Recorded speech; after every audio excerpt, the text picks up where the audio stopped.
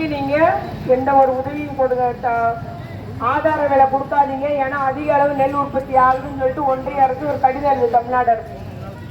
ஆகவே மக்கள் நலம் கருதாத ஒரு பாஜக ஆட்சி நடைபெற்று வருகிறது.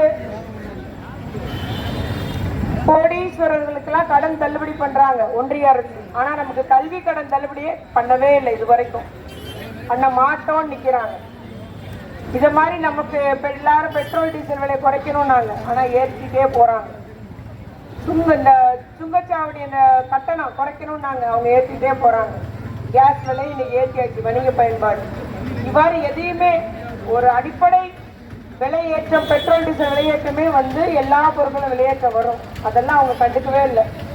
அவங்களுடைய சில டார்கெட் வச்சிருக்கிறாங்க, அதுபடி அவங்களுடைய ஆட்சி நடைபெறுகிறது.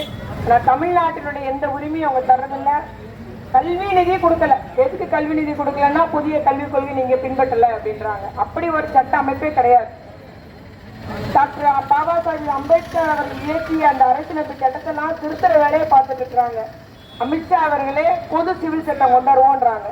நம்ம அது வேண்டாம்னு சொல்லிட்டு இருக்கிறோம். நம்ம டாக்டர் அம்பேத்கர் இயற்றின அந்த அரசியலமைப்பு சட்டம் எல்லாருக்கும் எல்லா உரிமையும் கொடுத்துருக்கு, அதையே நம்ம தொடரணும்னு சொல்லியிருக்கோம். ஆனா அவங்க அதை மாற்ற பார்க்கிறார்கள். எப்படியாவது சிறுபான்மையர் உரிமையை பறிக்கணும், அது நம்மளுடைய தமிழ்நாட்டுக்குரிய உரிமையை பறிக்கணும், மாநிலங்களுடைய உரிமையை பறிக்கணும் அப்படின்ற மாதிரி ஒரு எண்ணத்தோட ஒன்றிய அரசு இருக்குது. அது இன்னைக்கு என்னாச்சு, எடப்பாடியோட முதுகுல ஏற்றி உட்கார்ந்துருக்காங்க. வேறுதான் அதிமுக, முகமூடிதான் அதிமுக, பின்னால இருக்குது யாரு, பாஜக, பாசிச பாஜக. அது தமிழ்நாட்டினுடைய உரிமையை பறிக்கக்கூடிய தமிழ்நாடு என்று சொல்லாதீங்க. அது என்ன நாடு உங்களுக்கு, தமிழகம் சொல்லுங்கன்றான். அது என்ன, நம்ம தமிழ் மொழி செம்மொழி அந்தஸ்து பெற்றது, பழம்பெரும் மொழி. நமக்கு இலக்கியங்கள், இலக்கணம் எல்லாம் பெரிய பெரிய காப்பியங்கள் எல்லாம் உண்டு. அவ்வளோ ஒரு மொழி செம்மொழி அந்தஸ்து பெற்றிருக்குது. நமக்கு இரட்டை இலக்கத்துல 16 கோடியோ 17 கோடியோ தான் ஒதுக்கீடு பண்றாங்க தமிழ் மொழி வளர்ச்சிக்கு ஒன்றிய அரசு. ஆனா சமஸ்கிருத மொழிக்கு எவ்வளவு ஆயிரக்கணக்கில் கோடி, 1000 கோடி ரூபாய் அதுக்கு ஒதுக்கீடு பண்றாங்க. கீழடி அகழ்வாராய்ச்சி பண்ணி அது நிரூபிக்கப்பட்டு, பல்வேறு ஆய்வுகளால் நிரூபிக்கப்பட்டு, இந்த மாதிரி இவ்வளவு பழமையான 3000 ஆண்டுகளுக்கு முன்பது தமிழர் நாகரிகம், தமிழன் அந்த காலத்துல இந்த மாதிரி ஒரு கட்டமைப்போட வீடு அமைச்சு வாழ்றான், இந்த மாதிரி வசதிகள் இருக்குதெல்லாம் நம்ம அனுப்பியிருக்கோம். தூக்கி என்ன பண்ணிட்டான், தூர வச்சுட்டோம். அதெல்லாம் சொல்ல முடியாது. அது என்ன தமிழனுடைய பெருமை, 3000 ஆண்டுகளுக்கு முன்னாடி நீங்க இருந்தீங்களா, அதெல்லாம் சொல்ல முடியாது அப்படின்னு வச்சிருக்கிறாங்க. ஆனா தலைவர் கடிதம் எழுதிட்டே இருக்காரு. இன்னும் வரைக்கும் அதை ஒப்புதல் கொடுக்கல. ஆனா பேசினா பாத்தீங்கன்னா வந்ததும் இதோ தமிழ் தான் நல்ல மொழி, எங்களுக்கு பிடிக்கும் வைத்து நீங்க எல்லாத்தையா பேசிட்டு போறாங்க. ஆனா தமிழ்நாட்டுக்கு, தமிழர்களுக்கு எதிரான ஒரு கொள்கையை கொண்டவங்க தான் இந்த பாசிச பாஜக ஆட்சி என்பதை நீங்க மனதில் நிறுத்த வேண்டும். ஆகவே பாசிச பாஜக ஆட்சி நம்ம இங்க காலுண்டே விடக்கூடாது. அதிமுக வேட்பாளர் என்னை பத்தி பேசினா சொன்னாங்க, என்னன்னாலும் பேசிட்டு போட்டு, சூரியனை பார்த்து நாய் கொடுத்த சூரியனுக்கு ஒண்ணுமே ஆகாது, உதயசூரியனுக்கு ஒன்றும் ஆக போறது, நாய் தான் குளத்து குறைச்சு சாக போகுது. அதனால நமக்கு அதை பத்திலாம் ஒன்றும் பிரச்சனை இல்லை, அதை கண்டுக்கவே வேண்டாம் தான் சொல்லியிருக்கிறேன். அவருக்கு வேற ஒண்ணும் இல்லை, சாதனையே சொல்ல முடியாது, நான் 5 வருஷமா என்ன செஞ்சேன்றது சொல்ல முடியாது, சரி எடப்பாடி தான் இந்த சாதனை செஞ்சான்னு சொல்ல முடியாது, இல்ல நம்ம ஒன்றிய அரசு தான் தமிழ்நாட்டுக்கு இவ்வளவு சாதனை செஞ்சுன்னு சொல்ல முடியாது. ஒண்ணுமே சட்டியில ஒண்ணும் இல்லை, அகப்பையில ஒண்ணும் வராது. அதனால எதையாவது பேசிட்டு போயிட்டு இருப்பாரு, அதை பத்தி நமக்கு கவலையே இல்லை. ஆனா நம்ம இந்த 5 வருஷத்துல தமிழ்நாடு இன்னைக்கு தலை நிமிர்ந்து நிக்கிறது, எல்லா வளர்ச்சியும் பெற்றிருக்குது. நம்முடைய தூத்துக்குடி மாநகரம் நீங்க எல்லாம் பார்த்திருப்பீங்க, எவ்வளவு வளர்ச்சி பெற்றிருக்குன்னு பார்த்திருப்பீங்க. ரோடுகள், நகர்நல மையங்கள், மின்மாற்றிகள், 210 மின்மாற்றி வச்சிருக்கிறோம் குறைந்த மின்னழுத்தத்தை சரி பண்றதுக்காக. அதே போல நமக்கு மினி பஸ் வசதி கொடுத்திருக்கிறோம். கடற்கரையோர மீன்பிடி துறைமுகம் விரிவாக்கப்படுகிறது. நம்முடைய மகளிர் பூங்காக்கள், எல்லா இடங்களிலும் பூங்காக்கள், விளையாட்டு மைதானங்கள், எப்படியா நல்ல முறையில தண்ணீர் வசதி செஞ்சு கொடுத்துருக்கோம்.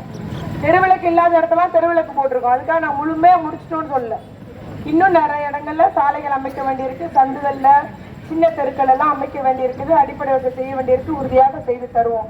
136 கோடி ரூபாயில பெரிய ஒரு மருத்துவமனை, பன்னோக்கு மருத்துவமனை அமைச்சிருக்கிறோம்.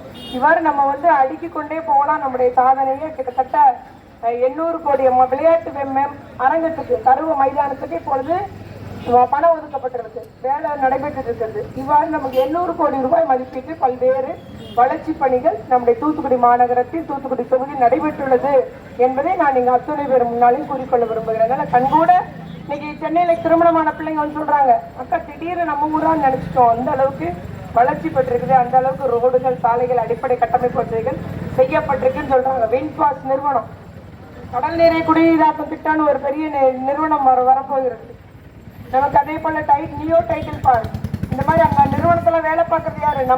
நம்ம இளைஞர் வேலை பார்க்கலாம். அதே போல நம்முடைய முதலமைச்சர் அவர்கள் பெண்களின் நலனுக்காக பல்வேறு திட்டங்கள் தந்திருக்கிறாரு. 2021ஆம் ஆண்டு நமக்கு பெண் தொழில் முனைவர்கள் எத்தனை பேர் இருந்தாங்கன்னா 1.25 லட்சம் பேர். இப்ப எத்தனை பேர் இருக்கிறாங்கன்னா 9,50,000 பேர் இருக்கிறாங்க பெண் தொழில் முனைவோர்கள். ஆகவே பெண்களை எல்லாம் உயர்கல்வி படிக்க வைக்கிறோம். புதுமை பெண் திட்டம், தமிழ் புதன் திட்டம், மகளிர் உரிமை தொகை திட்டம், இவ்வாறு எல்லா திட்டத்தையும் நம்முடைய முதலமைச்சர் கொண்டு வந்து இன்னைக்கு பெண்கள் வாழ்வாதாரம் வைத்திருக்குது, பெண்கள் விழிப்புணர்வு பெற்றிருக்கிறாங்க, எல்லா இடமும் வேலை செய்யக்கூடிய ஒரு நிலையை உருவாக்கியது இந்த கழக ஆட்சின்னு சொன்னா யாரும் மறுக்க முடியாது. அவருக்கு பெண்களுக்கு சொத்து உரிமை கொடுத்ததும் இந்த திமுக தான். இன்னைக்கு அதே போல வேலை வாய்ப்பு, தொழில் முனைவோர் என்று பல்வேறு திட்டத்தை தந்ததும் திராவிட முன்னேற்ற கழகம் தான், அதை யாரும் மறுக்க முடியாது. அதே போல என்னை பத்தி உங்களுக்கு தெரியும், நான் இங்கே உங்களால் ஒருவரா இருக்கக்கூடியவர், நம்ம மக்களோட செயல்படக்கூடியவர்கள். தேர்தல் அன்னைக்கு மட்டும் வரக்கூடியவில்லை, போன தேர்தலுக்கு வந்து இன்னைக்கு தான் வந்திருக்கான்னு யாராவது சொல்ல முடியுமா? எந்த ஏரியாவில் எங்க என்ன, அதாவது நூக்கன் காணருப்பாங்க, மூளை முடுக்கெல்லாம் சுற்றி வந்திருக்கிறோம். பிரச்சனை ஏற்றமா நீங்க கொஞ்சம் பாருங்கன்னா உடனே பார்த்து சரி பண்ணியிருக்கோம். நான் பார்த்து அத்தனை பிரச்சனையும் சீர் செஞ்சிருக்கோம். அது அரசு பணம் மட்டும் இல்லை, நம்முடைய எந்த வகையில் என்னுடைய நிதியிலிருந்தே கூட நான் செஞ்சு தந்திருக்கேன். அந்த அளவுக்கு வேலை பார்த்துருக்க மக்களுக்கு என்ற ஒரு உணர்வோடு உங்களெல்லாம் வாக்கு கேட்க வந்திருக்கோம். சரிங்களா? அதனால அப்படி 5 ஆண்டு காலம் ஓடி போனதே தெரியல. நம்முடைய தொகுதி மக்களுக்காகவும் துறைக்காகவும் அவ்வளோ வேலை பார்த்து இன்னைக்கு வந்து 5 வருஷங்கள் ஓடி போனதுக்கு நான் மக்களோட மக்களாக இருந்திருக்கேன். எல்லா சேவையும் செஞ்ச எனக்கு ஒரு நீங்கள் இந்த முறை மீண்டும் வாய்ப்பு தாருங்கள் என்றுதான் உங்களை அன்போடு கேட்டுக்கொள்ள வந்திருக்கோம்.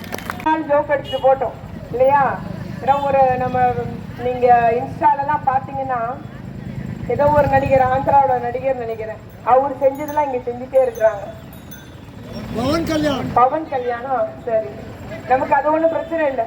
ஸோ அவங்க மக்களை குழப்ப பார்க்குறாங்க, ஒரு மாயை உருவாக்கி இருக்காங்க. அவர்கள் வந்து வெற்றி பெறுவது போவது கிடையாது, அதற்கு அளிக்கக்கூடிய வாக்கு வீணாகி விடக்கூடாது என்பதை நான் போடு உங்களிடம் கேட்டுக்கொள்ள விரும்புகிறேன். ஏன்னா தாவக நிற்கிற வேட்பாளர் நம்ம ஊரை சேர்ந்தவர் இல்லை, அவர் மண்ணின் மைந்தன் சொல்றாரு. அதுக்கு என்ன அர்த்தம்னு எனக்கு தெரியல. ஆகவே இருக்கட்டுமா அப்படின்னு இருக்கட்டுமா கமிட்டி முன்னால